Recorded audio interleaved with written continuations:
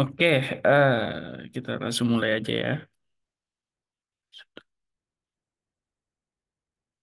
Oke, kita mulai ya. Selamat siang, Bapak Ibu. Kita berjumpa lagi di kelas pasti. Apa kabar, Bapak Ibu? Semoga Bapak Ibu tetap diberikan kesehatan ya dan tetap semangat ya mengawali hari.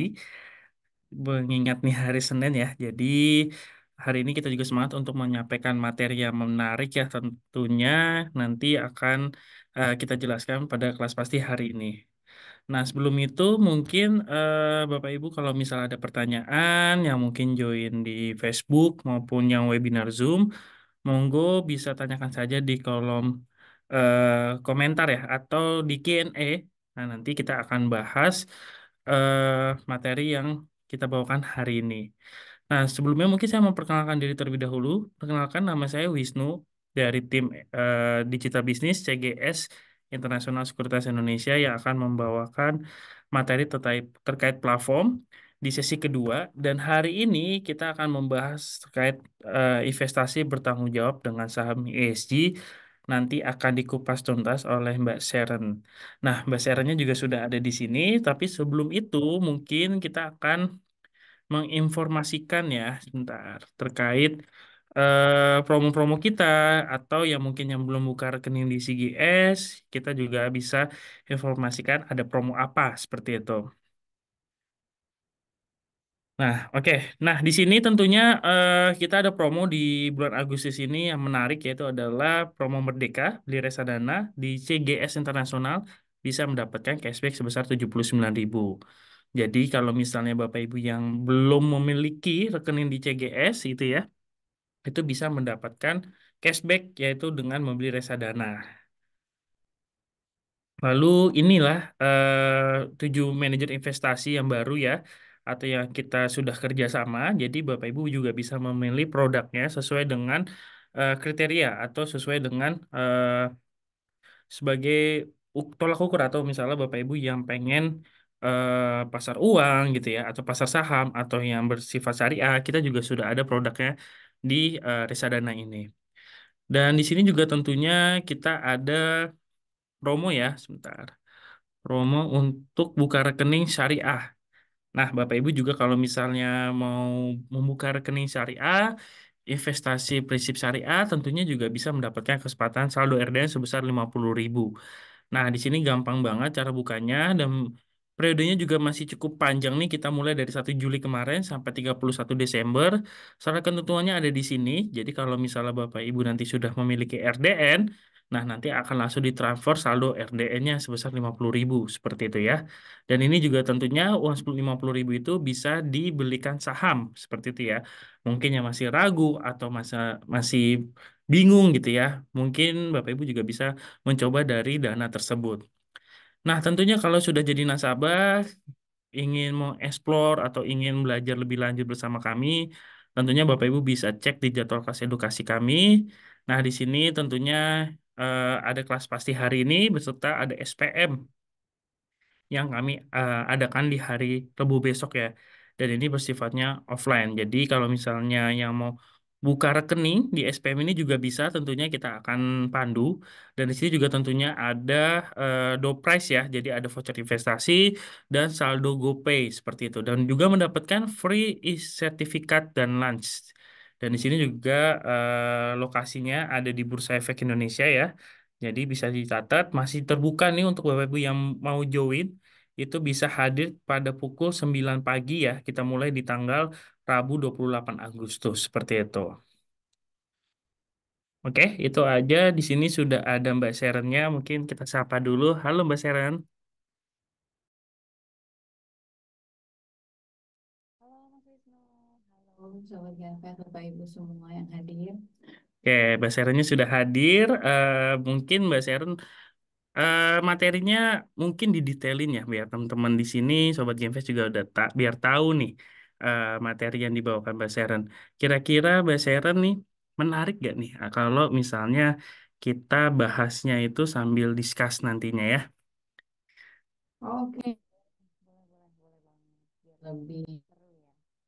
Betul, mungkin kalau misalnya masih ada yang malu-malu gitu ya, masih ah yang bener nih maksudnya Kalau misalnya investasi itu kan orang kan banyak kan investasi saham itu kan wah nanti apa namanya naik turunnya lain sebagainya kayak gitu kan masih ragu-ragu kebanyakan masih ragu-ragu. Mungkin salah satunya nanti Mbak Sharon bisa menjelaskan secara detail ya di sesi pertama ini. Nah, berhubung waktunya sudah masuk nih, mungkin kita langsung mulai aja. Oke, Mbak Sharon, waktu dan tempat dipersilakan. Oke, kalau gitu aku izin share screen ya. Oke, ini udah muncul. Oke, hari ini kita mau ngebahas tentang ESG. Kalau mungkin Bapak Ibu udah pernah dengar tentang ESG, ini merupakan sebuah apa ya, bisa dibilang acuan ya ESG itu. Jadi ini merupakan sebuah panduan untuk berinvestasi yang biasanya itu dilakukan oleh para investor institusi. Mungkin bisa dibilang investor-investor yang mengelola dana secara besar. Jadi sekali mereka masuk ke pasar modal, nah itu akan lumayan membuat harga-harga tuh bergerak cukup signifikan nih, bisa naik, bisa turun. Nah, udah kalau kita mau cari tahu lebih lanjut ESG itu apa sih gitu. Mungkin kita akan mulai dari sebenarnya ESG itu tuh kenapa sih kok bisa ada ESG. Nah, untuk itu kita ke slide selanjutnya. Sebelumnya aku zoom dulu ya, biar terlihat sama Bapak Ibunya lebih jelas. Oke, oke. Nah, next itu kita mau bahas tentang apa sih sebenarnya yang buat ESG itu ada. Nah, oke. Jadi yang pertama adalah kita tahu kalau misalkan um, sekarang globalisasi udah makin maju, ya kan teknologi udah makin oke, udah makin menarik untuk semua kalangan itu gunain. Dan ini tuh sangat berdampak sebenarnya ke perubahan iklim. Kita kemana-mana sekarang ada AC, ada air conditioner. Nah itu tuh ngaruh ke perubahan iklim sebenarnya. Pasti kita udah sering dengar tentang yang namanya itu pemanasan global, perubahan iklim dan lain-lain. Nah sebenarnya teknologi dan juga apa ya kemasifan dari perubahan yang ada itu tuh meningkatkan penggunaan sumber daya energi. Nah, sumber daya energi itu kan diambil dari fosil ya. Kita mengeruk bumi, nah itu tuh kita menggunakan sumber daya yang asal dari bumi. Lalu udah kita keruk buminya, ibaratnya jadi ini kan ya, namanya hutan lama-lama pada gundul semua. Lalu aktivitas yang menghasilkan emisi karbon juga meningkat. Nah, tekanan dan konsekuensinya pada sumber daya alam serta terjadinya kenaikan suhu dunia ini merupakan sebuah momentum yang melatar belakangi adanya ESG ini. Nah, untuk itu, alasan atas dasar hal tersebut, makanya ESG itu ada.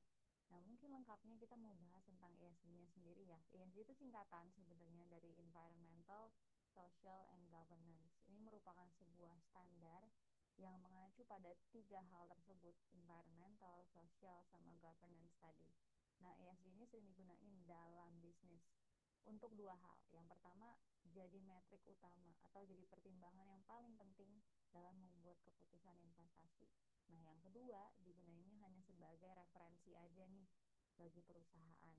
Nah, mungkin kita bisa melihat kalau dalam bisnis itu ESG itu perannya kan dua hal tadi ya. Nah, kita bisa melihat kalau dari sisi investor, itu digunakan oleh investor sebagai acuan untuk investasi di perusahaan ini atau enggak. Nah, kalau misalkan dari sudut pandang yang kedua, dari sisi perusahaannya yang butuh investasi, cara pandangnya adalah ESG ini tuh digunakan untuk acuan nih sama si perusahaan untuk melakukan pelaporan terhadap bisnis mereka secara keberlanjutannya seperti apa. Nah, ESG ini menjadi sebuah faktor yang sebenarnya bisa dibilang non finansial, tapi menjadi pertimbangan penting bagi investor untuk menilai aktivitas bisnisnya sehingga bisa menentukan apakah akan menarik atau enggak. Oke, untuk itu kita next. Nah, mungkin kita bahas lebih deep lagi ya. Kalau kita ngomong tentang environmental, kita berbicara tentang lingkungan, tentang bisnisnya itu seperti apa dan keberlangsungan bisnisnya itu seperti apa sih yang akan mempengaruhi alam. Apakah mereka akan menjaga lingkungannya dan lain sebagainya hal. Lalu nextnya itu ada sosial. Jadi kalau kita bicarain sosial itu kan hubungan antar manusia ya. Jadi gimana perusahaan itu bisa berhubungan baik antara perusahaan dengan stakeholder, bukan shareholder tapi stakeholder peranannya itu lebih ke arah karyawannya mereka, atau mungkin juga klien-klien seperti supplier, bahkan termasuk pelanggan, hingga mungkin komunitas dan pihak yang terkait lainnya, dan juga termasuk si karyawan perusahaan tadi itu sendiri. Lalu next, yang ketiga itu governance. Nah, kalau kita ngomongin governance, itu kita membicarakan tentang gimana manajemennya itu mengelola keseluruhan ini ya, korporatnya. Jadi perusahaan itu menjalankan usahanya dengan tata kelola yang baik, atau biasa kita sebut good corporate governance. Ini mendukung aspek contohnya kayak transparansi, apakah kalau misalkan saham, transparansi otomatis berarti apakah semua info-infonya itu sudah diinfokan ke publik dan bisa diakses secara transparan. Lalu ada kontrol internal juga. Jadi sifatnya itu lebih ke arah dua arah. Jadi investor itu bisa ngelihat jelas apa yang manajemen lakukan, karena manajemen itu membiarkan semuanya itu untuk terlihat sama investor. Itu kalau untuk governance. Nah, lalu mungkin kalau kita ngomong ESG, ESG itu suka dikaitkan dengan SDG. SDG itu Sustainable Development Goals, atau lebih ke arah, nah dari ESG ini tuh tujuannya sebenarnya apa sih gitu. Itu tujuannya itu ada 17 ini ya, 17 tujuan. Kalau 17 tujuan dengan 169 target. Jadi ini banyak dan kita nggak akan bahas semuanya. Cuma kalau bisa dibilang lebih ke arah ringkasnya itu tuh dibagi, bisa diperkecil skopnya jadi cuma 5 aja nih.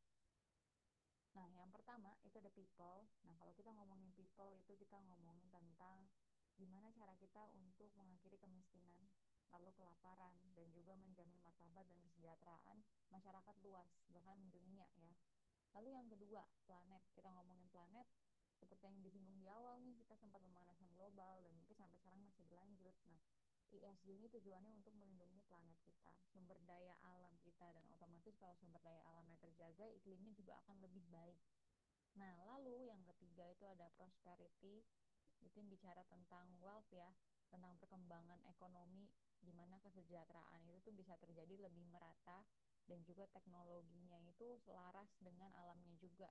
Jadi menyejahterakan manusia, nggak cuma teknologinya aja yang terkuras hebat, atau mungkin alamnya aja yang terkuras hebat, tapi dua-duanya berjalannya selaras untuk perkembangan ekonomi dan menyejahterakan manusia. Lalu yang keempat itu ada peace. Nah, kalau peace ini kita mendorong masyarakat yang damai, adil, dan inklusif. Dimana kalau misalkan yang tentang people, planet, prosperity-nya itu udah dilakukan, udah terjadi, otomatis pasti namanya kriminalitas itu akan berkurang ya. Karena kemerataan sosial itu akan terjadi dimanapun, masyarakat dimana-mana sejahtera, otomatis pasti kriminalitasnya akan turun. Mendorong peace itu akan muncul secara natural. Nah, lalu yang terakhir ada partnership. Kita ESG itu bertujuan untuk mengimplementasikan pembangunan yang berkelanjutan. Nah, melaluinya itu melalui kemitraan yang global. Jadi bukan cuma di Indonesia doang, bukan cuma di regional doang, tapi benar-benar secara global. Oke. Nah, untuk itu mungkin akan jadi sebuah pertanyaan ya. Terus kenapa investasi itu dikaitkan dengan ESG? Nah, mungkin di awal itu sempat disinggung tentang ESG itu perannya itu bisa dua, sebagai metrik utama untuk investor, atau yang satu lagi sebagai acuan si perusahaan yang butuh investasi.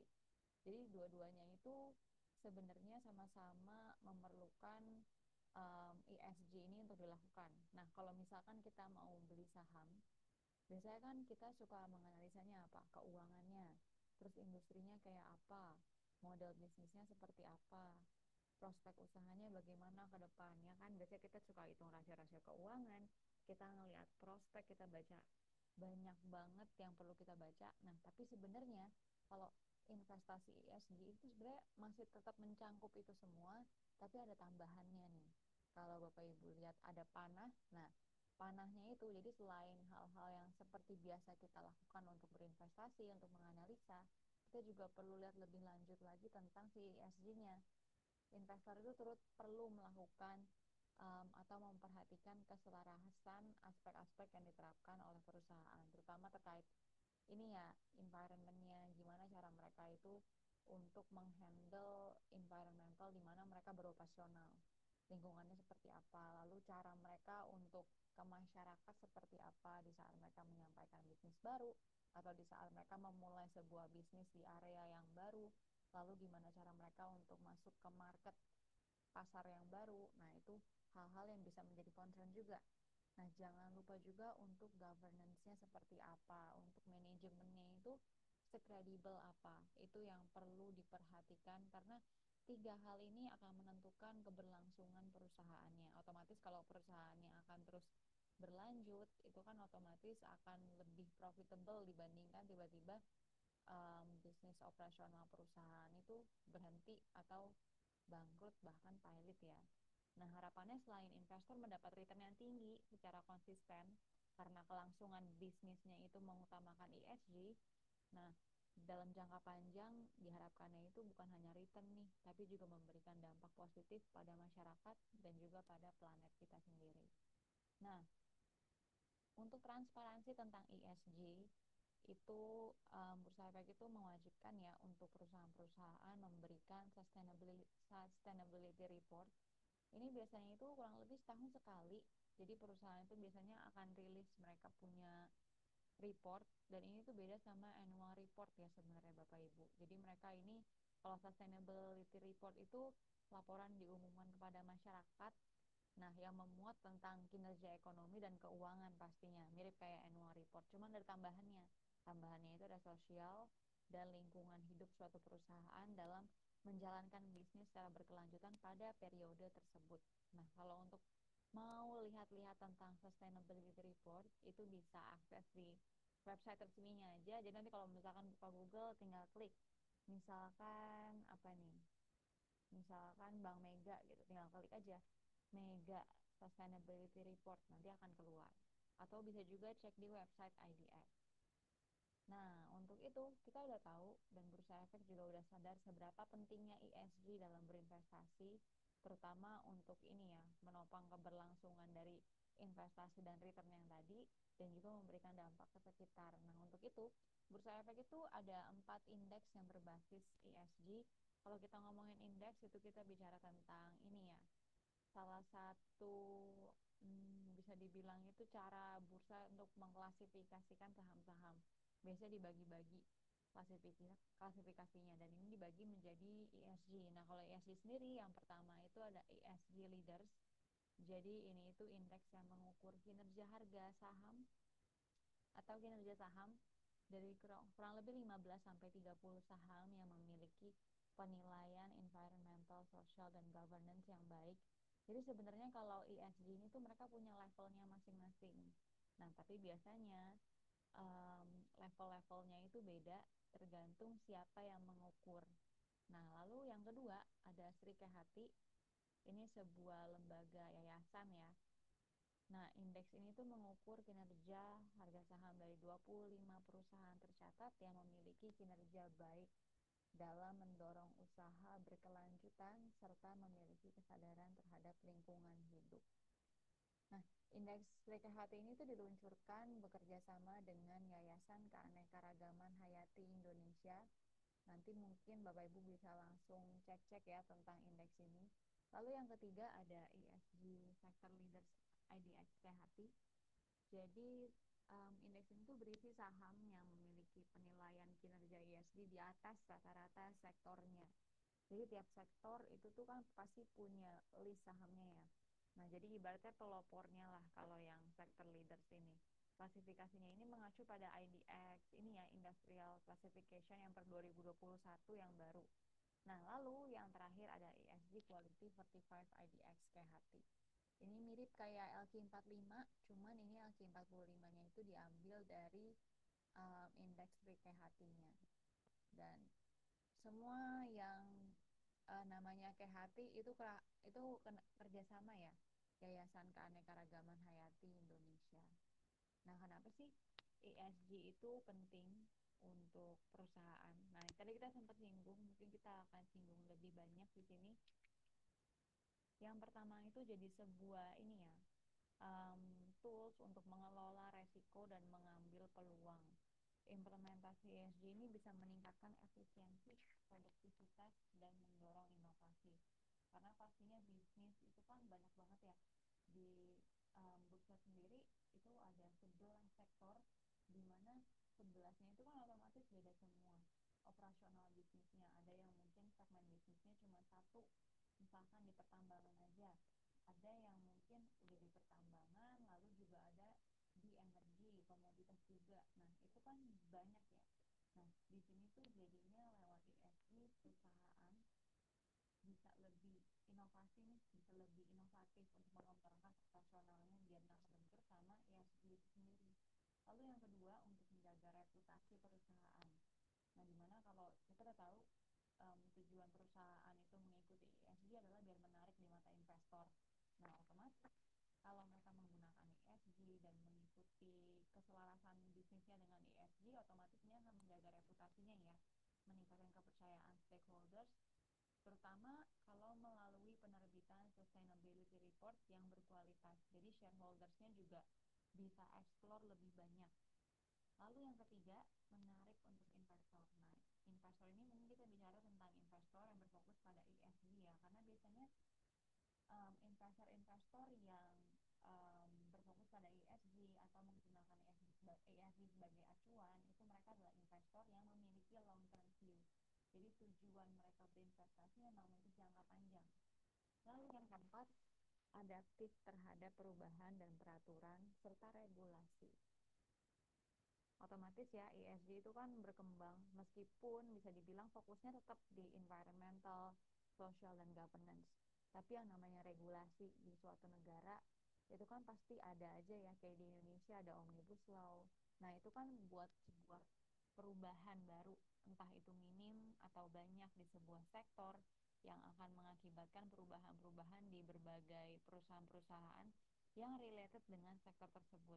Nah, ini kan bikin sebuah challenge untuk perusahaan agar lebih adaptif, terutama untuk menyesuaikan lagi nih peraturan barunya dengan ESG, dengan operasional bisnis mereka seperti apa. Nah, lalu kalau untuk investor, tadi mungkin kita sempat singgung. Nah, yang pertama, investasi di perusahaan dengan bisnis yang lebih resilient. Karena kalau ESG, kita tahu kalau ESG ini itu bukan sebuah tolok ukur yang digunakan satu negara, tapi ini sebuah tolok ukur yang digunakan oleh berbagai negara. Banyak banget apa namanya negara-negara yang terlibat ya tentang ESG ini. Dan ini otomatis akan bikin um, perusahaan-perusahaan yang menggunakan, yang menyelaraskan bisnisnya dengan ESG itu lebih resilient. Otomatis secara kinerja perusahaan, secara jangka panjang akan membukukan, bisa dibilang kinerja keuangan yang lebih baik, lebih kuat lah kurang lebih gitu.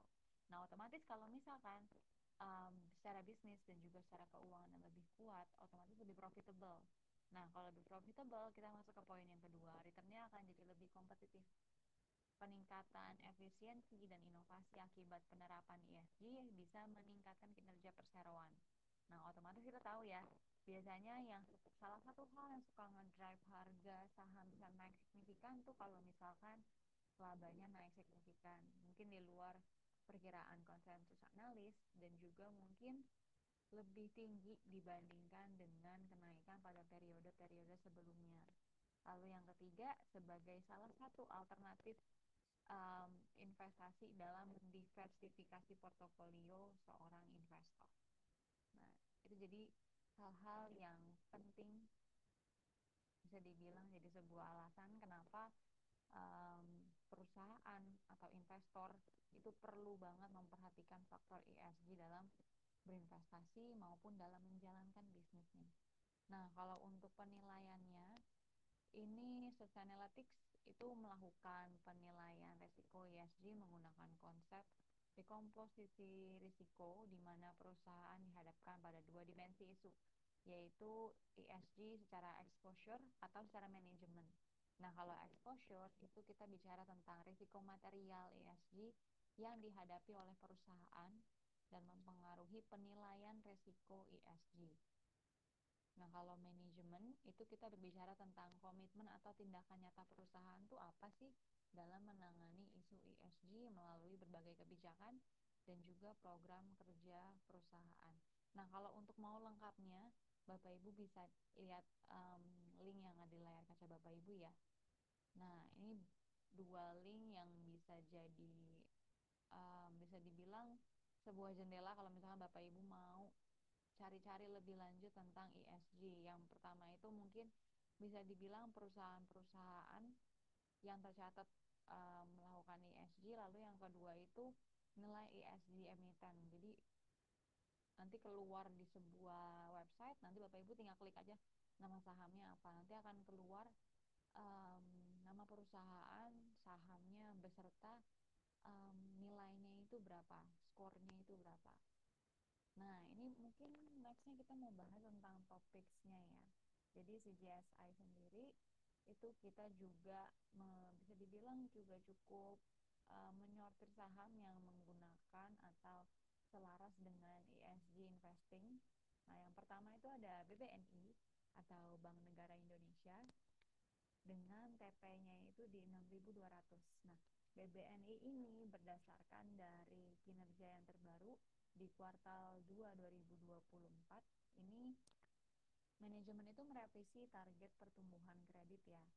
Nah, untuk itu manajemen juga menyampaikan kalau revisi target yang dinaikkan ini berpotensi ditopang oleh segmen korporat untuk tahun 2024.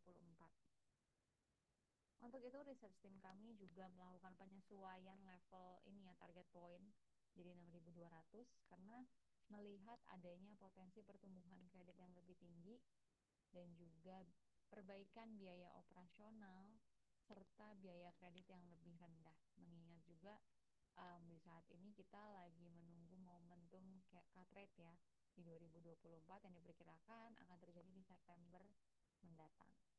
Lalu yang kedua itu ada TOWR atau Sarana Menara Nusantara. Nah, research kami melihat ada potensi TOWR karena mendapat keuntungan selaku pelopor dalam bisnis start optik atau fiber, di mana pertumbuhan pendapatannya lebih tinggi daripada industri lainnya, serta komposisi free cash flow yang lebih solid.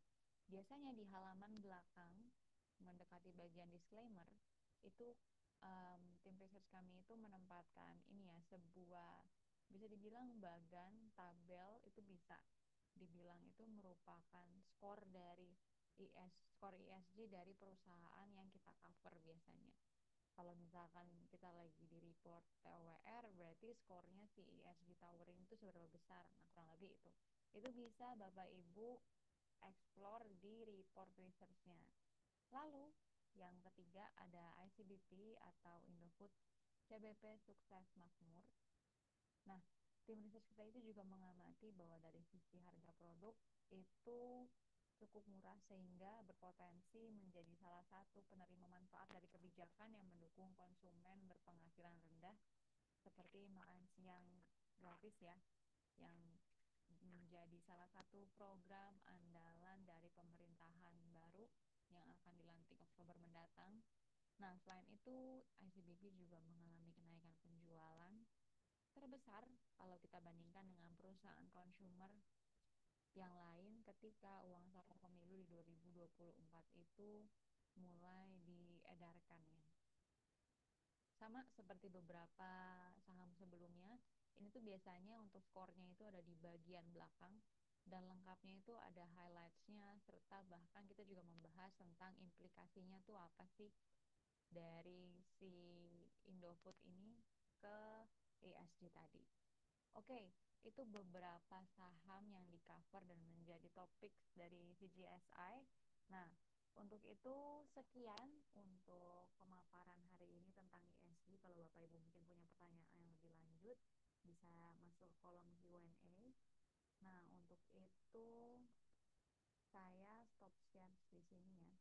Nah, saya harap sih semua yang disampaikan cukup dipahami sama Bapak Ibu. Oke, apakah ada pertanyaan? Sebenarnya ESG ini jadi sebuah hal yang menarik. Kalau bisa dibilang mungkin ini belum bisa dibilang belum sangat-sangat populer kalau di Indonesia ya. Cuma kalau di luar negeri ini jadi salah satu tolak ukur yang cukup bisa dibilang krusial.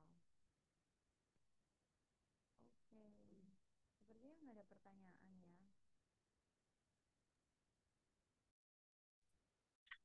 Oke, ada pertanyaan Bapak Ibu sekali lagi mungkin yang masih belum paham nih saham-saham ESG atau mungkin di luar saham ESG pertanyaan-pertanyaan boleh ya Mbak Sharon ya buat sharing ya. Dan mungkin untuk yang masih malu-malu gitu ya mungkin saya bertanya dulu nih. Mbak Sharon, misalnya nih kita di luar ESG ya, maksudnya kita bahas terkait investasi ya di instrumen pasar modal gitu ya, atau salah satunya saham yang kita biasa kenal.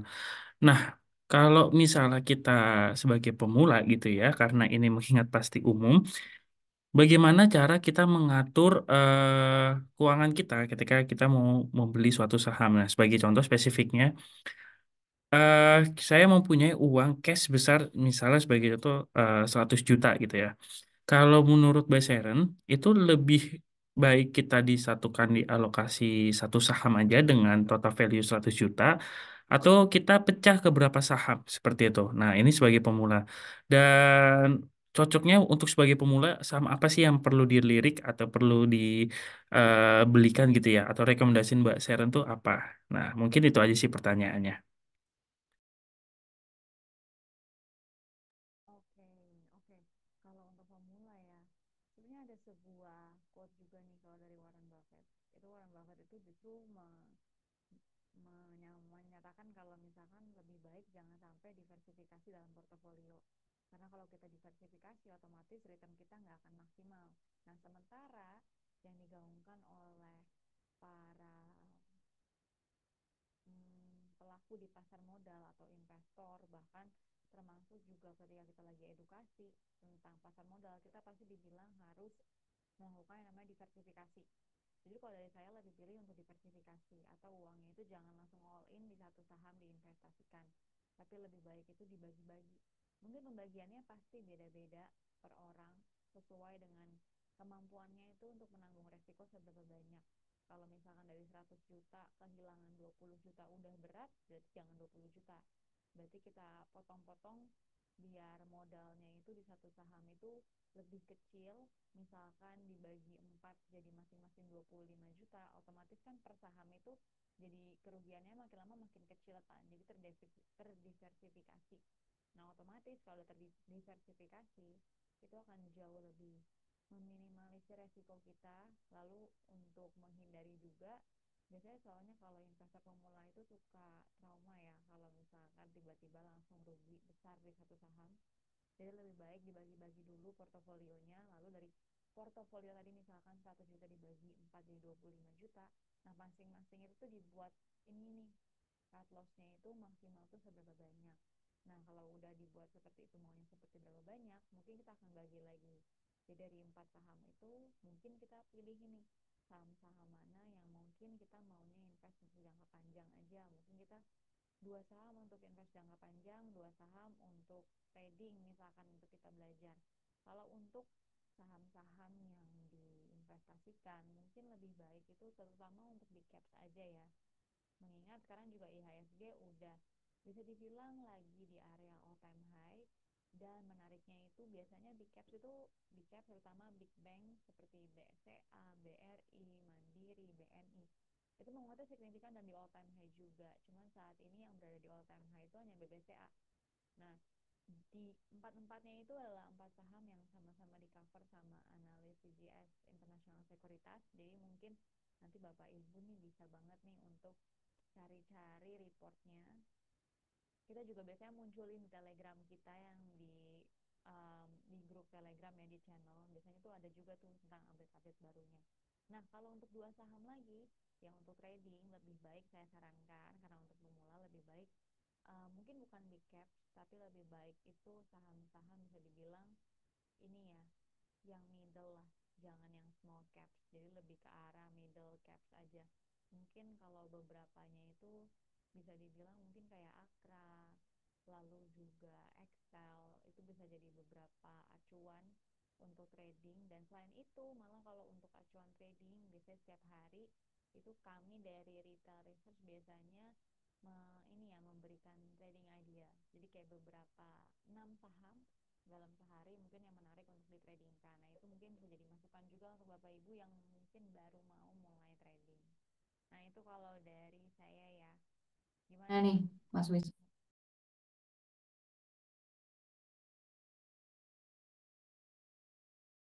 Oke, untuk lebih amannya memang kita jangan berinvestasi di satu instrumen atau satu produk aja ya. Kita bisa memecah ke beberapa saham yang lain seperti itu. Itu kayaknya saya pernah mendengar jangan menaruh telur di satu keranjang aja, tapi di beberapa keranjang agar kalau bisa telur tersebut pecah, kita masih memiliki telur yang lainnya seperti itu ya. Nah, mungkin ada lagi nggak? Atau mungkin ada yang masih malu, ada yang mau bertanya tapi masih malu-malu, monggo nggak apa-apa, kita sharing aja.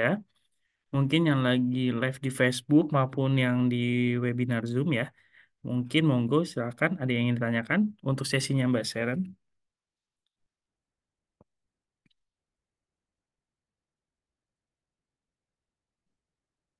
Oke, sepertinya udah aman ya.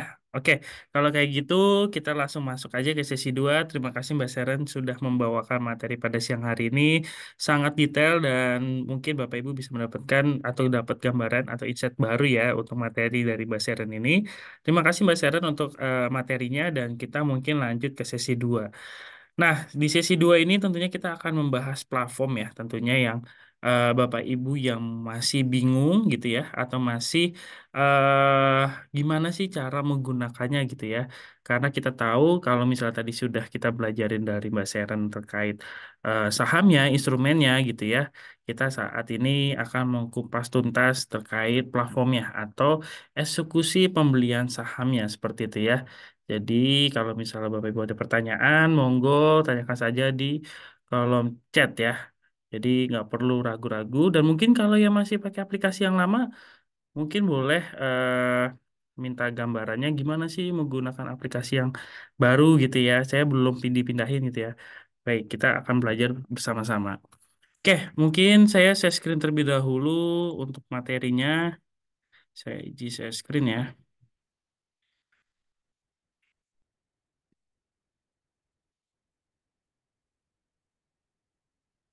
Oke, nah di sini Bapak Ibu kalau mau login di versi web base tentunya bisa melalui website resmi kami atau website official kami ya.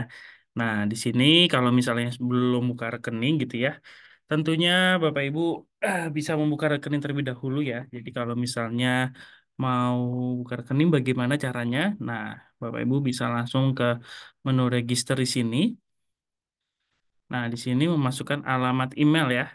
Pastikan alamat email ini aktif karena nanti akan mendapatkan semua informasi terkait user ID, password, dan lain sebagainya. Itu nanti akan mendapatkan informasinya. Dan di sini untuk passwordnya, password yang baru ya. Jadi bukan password yang dibuat saat membuat email. Tapi ini password yang dibikin baru untuk pembukaan rekening di CGS. Seperti itu ya. Lalu jangan lupa untuk centang di sini, lalu klik register, dan nanti akan menerima link aktivasi yang dikirimkan melalui Gmail yang terdaftar. Nah, nanti kalau misalnya sudah diklik link aktivasi di email, silakan untuk melanjutkan pembukaan rekening dengan login di sini ya.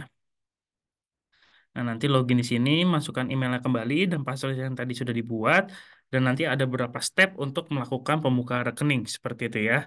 Jadi, misalnya sebagai contoh ya gambarannya.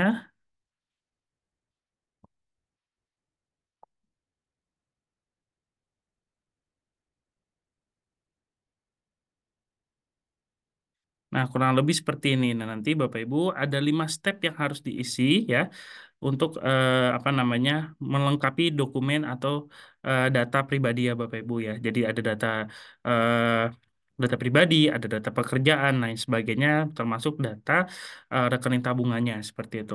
Nah, yang tadi yang mau dapatkan promo rekening syariah nanti bisa diklik saham syariah di sini. Nanti kalau yang mau reguler itu juga bisa. Jadi tinggal dipilih aja kategori yang diinginkan. Seperti itu. Nah, kita lanjut di sini. Kalau misalnya sudah buka rekening, nanti akan langsung kita login aja.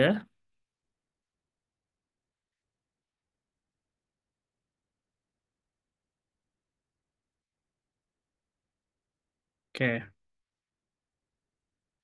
Nah, di sini terlampir untuk Market Watch ya atau versi webnya. Nah, nanti kalau misalnya Bapak Ibu ada pertanyaan yang masih bingung, monggo bisa ditanyakan saja di kolom Q&A seperti itu ya. Nah, di sini tentunya ada 4 order book ya kalau di Market Info ini atau Market Watch yang tentunya Bapak Ibu bisa melakukan pembelian saham. Nah, sebagai contoh di sini ada saham Telkom, Bumi, GGRM, dan Unilever. Nah, di sini ada running trades yang ketika Bapak Ibu bisa melihat di sini untuk transaksi dari investor lain atau kejadian seperti itu ya. Mungkin saya izin sebentar ya.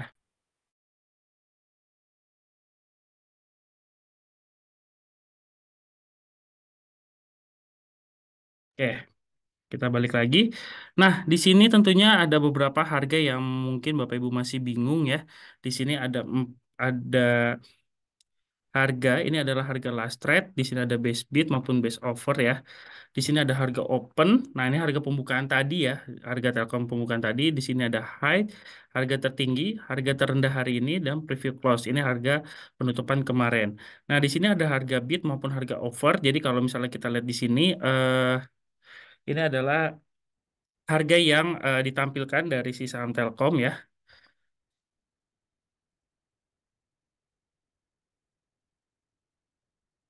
Sebentar ya. Mungkin saya izin sebentar ya.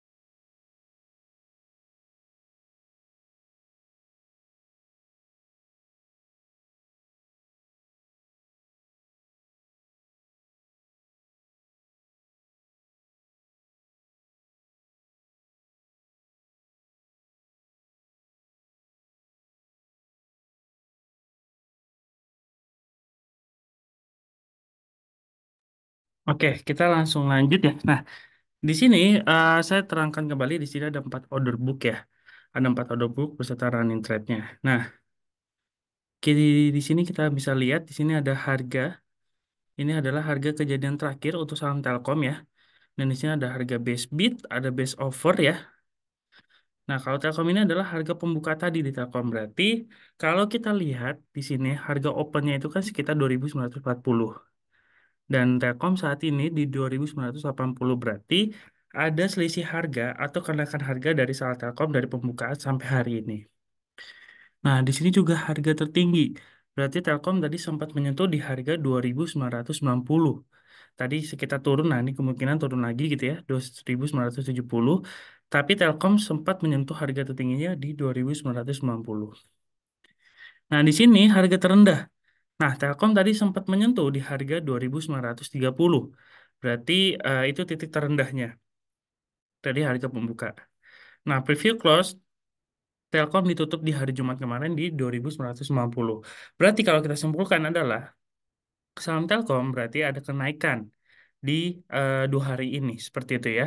Jadi kita lihat juga dia naik sekitar 1% ya sampai hari ini gitu ya dari dibukanya di harga 2.940.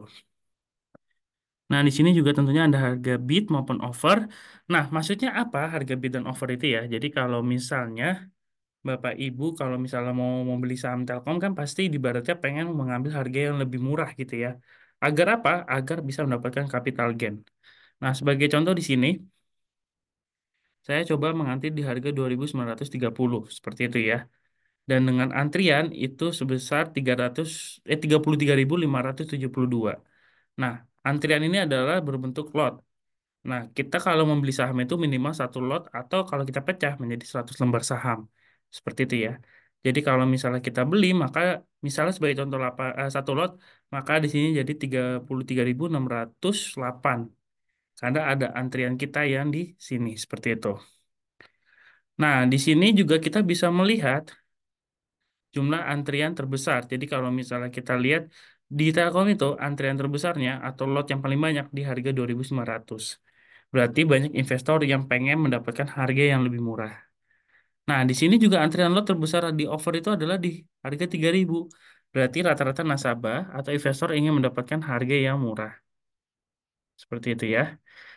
Harga yang mahal. Jadi kalau misalnya kita tadi beli di 2.930 dan kita jual di sini, berarti ada selisih harga atau capital gain-nya. Seperti itu ya.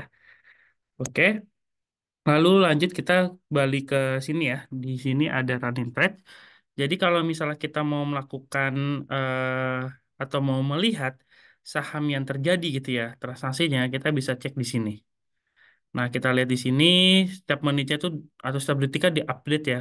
Nah, ini menampilkan terjadinya match atau transaksi yang sudah berhasil gitu ya.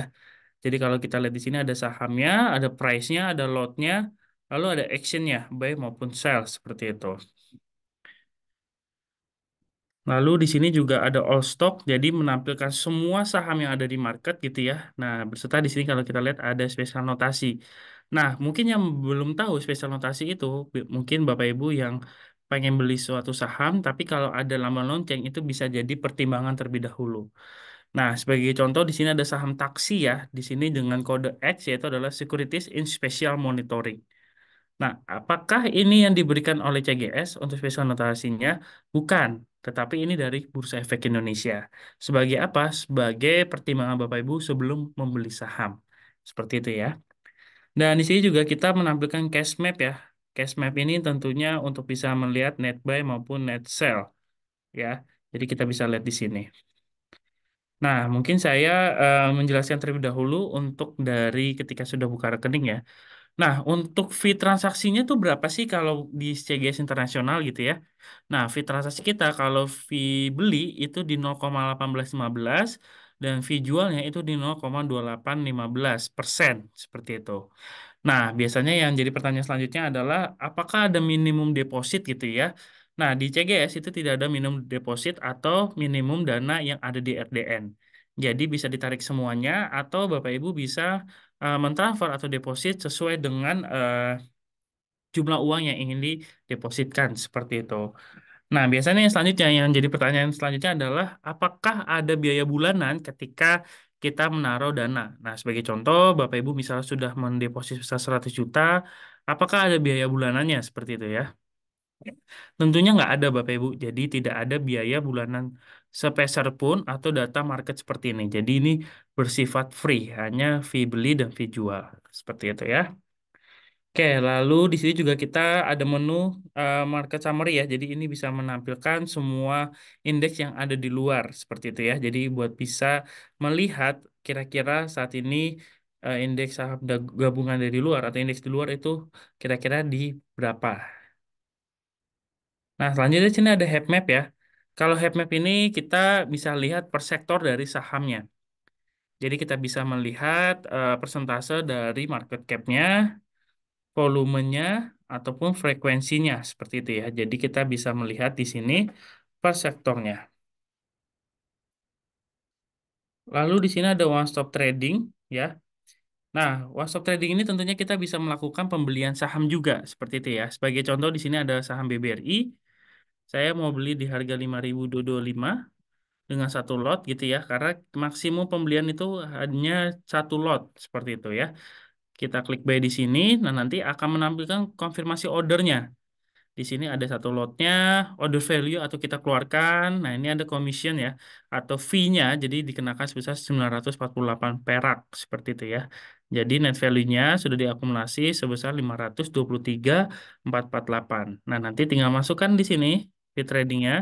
nanti konfirmasi order seperti itu. Nah, sebagai contoh misalnya saya mau beli saham Bumi ya, yang mungkin saya bisa coba sebagai contoh beli ya. Saya klik buy di sini.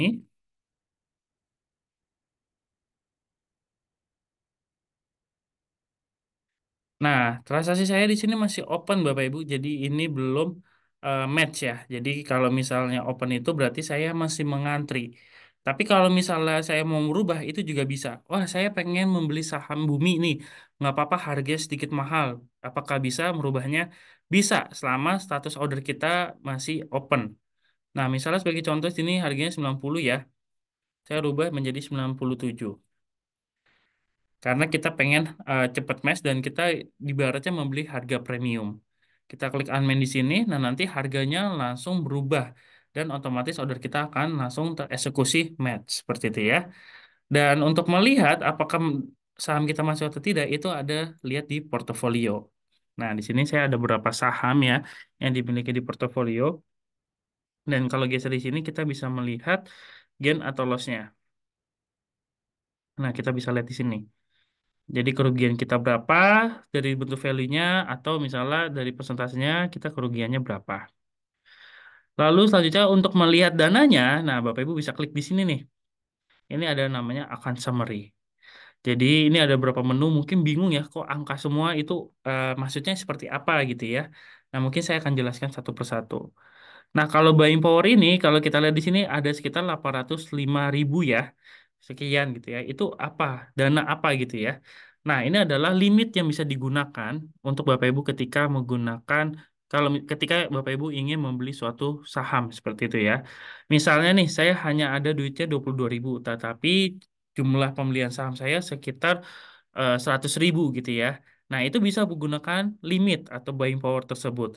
Tapi memang harus diperhatikan dari haircut-nya. Nah, kalau haircut-nya atau saham yang makin berisiko, maka limit yang digunakan juga semakin kecil. Itu harus diperhatikan juga. Lalu selanjutnya di sini ada market value ya. Jadi ini adalah akumulasi dari total market value ini adalah dana modal kita gitu ya. Kalau misalnya kita membeli suatu saham, ada di portofolio ini kan juga sama ya. Nah, di sini ada market value berbeda dengan cost value di sini. Nah, kalau market value ini adalah harga yang sudah diupdate dengan kerugian atau keuntungannya. Kalau cost value ini adalah modal kita dari keseluruhan saham, seperti itu ya. Maka kalau kita lihat di sini, market value-nya berarti kita rugi. Karena modal kita sekitar 490, seperti itu. Nah, kita rugi hampir sekitar 80.000 sampai 90.000. Nah, kalau total aset ini adalah akumulasi dari market value ditambah dengan current balance atau dana yang ready di RDN. Maka kalau diakumulasi sebesar 431. Nah, kalau current balance dan available balance ini adalah dana yang ready di RDN. Tapi berbedanya adalah kalau current balance, kalau misalnya kita transaksi match, maka dia akan langsung terupdate. Tapi kalau available balance itu menunggu T plus 2 terlebih dahulu. Seperti itu. Nah, kalau kredit limit ini tentunya bukan uang yang Bapak Ibu miliki ya, tetapi ini adalah limit ketika menggunakan buying power tersebut. Jadi batas atasnya sebesar 300 juta. Nah, kalau open buy ini adalah transaksi kita yang masih belum match. Jadi kalau misalnya kita lihat di sini, kita geser ya, akan sama. Nah, ini kurang lebih sama ya, 9.000 dan jualnya sekitar 31.000 seperti itu ya. Dan di sini kalau block amount atau outstanding buy orders, nah ini adalah dana yang masih dijaga atau di-keep dulu karena kita telah melakukan pembelian saham. Kalau sell dan buy ini adalah dana yang sudah settle, sorry, dana yang sudah dibelikan saham tapi akan menghilang menunggu T plus 2 seperti itu. Lalu di sini ada order info ya. Order info ini kita melakukan atau bisa search saham kita yang pernah kita lakukan transaksi pada zaman lampau. Atau setahun terakhir atau pertama kali kita transaksi itu akan kedetek. Sebagai contoh di sini ya. Saya dari 1 Mei sampai hari ini saya saham Bumi udah berapa kali dan di sini ada semua statusnya apakah open ataukah withdraw. Nah, di sini ada ditampilkan dengan status yang berbeda-beda. Nah, di sini ada stock info ya. Jadi di sini menampilkan saham untuk menganalisis ya.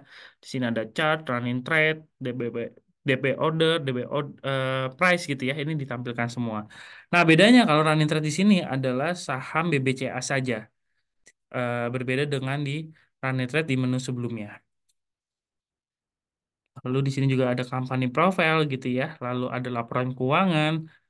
Di sini juga ada top stock. Nah, ini bisa melihat dari kenaikan yang sahamnya cukup signifikan atau yang penurunannya cukup signifikan.